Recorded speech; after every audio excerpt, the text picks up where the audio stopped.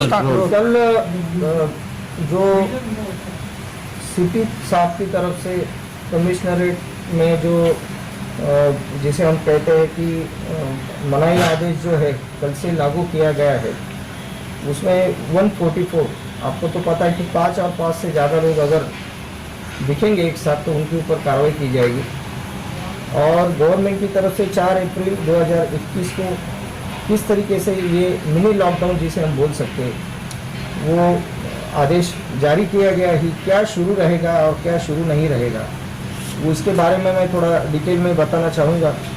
कि जैसे कि पहले से शाम 8 बजे से लेके सुबह 7 बजे तक संचारबंदी जो है, कर्फ्यू पूरे हमारे भिवंडी शहर में लगा हुआ है, वैसे ही कल की जो गाइडलाइन आई है उसमें आज सुबह से ही जो मतलब जो अलग अलग आस्थापना है तो वो सब बंद करने के आदेश दिए गए हैं। लेकिन उसमें कुछ जो एस्टैब्लिशमेंट्स है, कुछ तो आस्थापना है जहाँ पे लोग काम करते हैं उनको छूट दी गई है। कि इसमें सबसे पहले जो इमरजेंसी सर्विसेज है जिसे बोलते हैं इसेंशियल सर्विसेज जो है, उसमें हॉस्पिटल, चिकित्सालय, वैद्यकीय विभाग कार्यालय, औषध विक्रेता, औषध में ये फार्मास्यूटिकल से मेडिकल वाले, ड्रगिस्ट या हॉस्पिटल वाले, इनको छूट दी गई है। वैसे ही किराना, भाजीपाला जो है, ग्रोसरी जो खाने पीने के लिए जो सामान लगता है, वो दुकान जो है, मिठाई, इनको इसमें छूट दी गई है।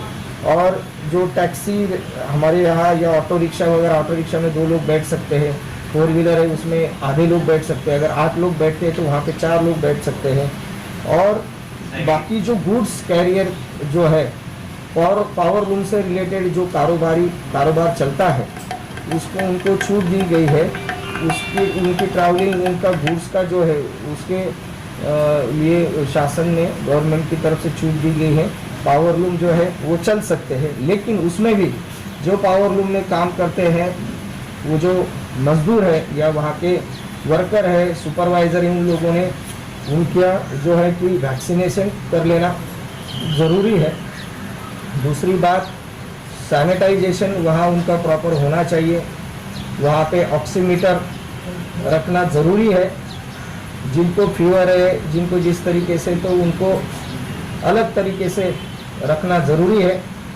मास्क कंपलसरी वहाँ पे किया गया है। इस तरीके से सोशल डिस्टेंसिंग मेंटेन रखना ज़रूरी है। इस तरीके की जो सब चीज़ें हैं अगर वो करते हैं तो उनको पावर लूम सेक्टर के सभी उनको इसमें छूट दी गई है और उन्होंने वो करना चाहिए। और दूसरी बात इसमें कि जो बाहर हम बच्चे खेलने जाते हैं मैदान में, जो है जो अलग अलग जिम्स है, उसके बाद है कि स्विमिंग पूल है, मनोरंजन की जो अलग अलग जगह है वहाँ पे बैन किया गया है, वहाँ वो बंद रहेगी। और ये काल में जो है तो स्ट्रिक्टली 100% वो बंद होना चाहिए, उसको अलाउड नहीं किया गया है। लेकिन जो खासगी जो कोऑपरेटिव, खासगी बैंक, शेयर मार्केट, विद्युत वितरण कंपनी, दूरध्वनि सेवा, इस बैंकिंग सेवा देने वाले जो है ये चालू रहेंगे। उसमें भी गवर्नमेंट के इसमें 50% जो प्रेजेंसी है वो इम्पोर्टेंट रखी गई है, मतलब 100% वो नहीं रहेगा। और इसमें जो है वो मैंने जैसे बताया, बार है, जो खाने पीने के जो मतलब शॉप्स है वो बंद रहेंगे, लेकिन उसमें पार्सल सेवा जो है वो चालू रहेगी। लेकिन खाने पीने के जो सभी है वहाँ बैठ के कोई जाके खा नहीं सकता, यानी कि ये भीड़ भाड़ ना हो, इसलिए ये शासन ने कदम उठाया है। होम डिलीवरी, टेक अवे, ये सब चालू रहेगा।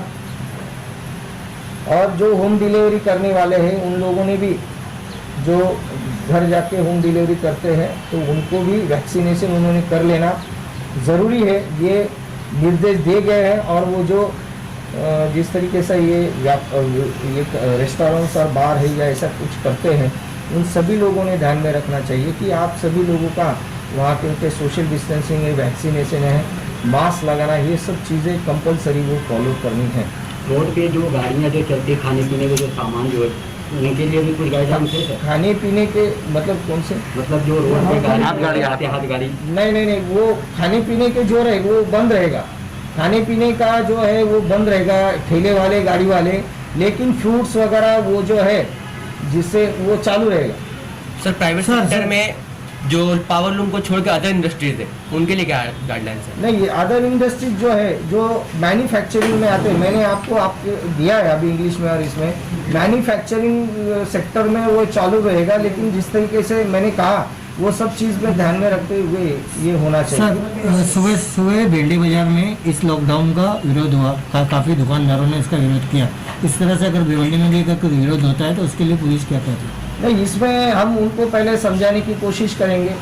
सबसे पहले बात तो ये है कि ये हमारे जियो और जीने दो, आप खुद भी इसके बारे में अवेयर होना ज़रूरी है, क्योंकि आपको पता है कि एक आदमी को अगर पॉजिटिव होता है तो जहाँ जहाँ वो जाता है उसके अगल बगल के 10-15 लोग तो आराम से हो सकते हैं। तो ये सोचने वाली बात है और ये गहराई से सोचने वाली बात है और इसका इम्प्लीमेंटेशन करना बहुत ही ज़रूरी है।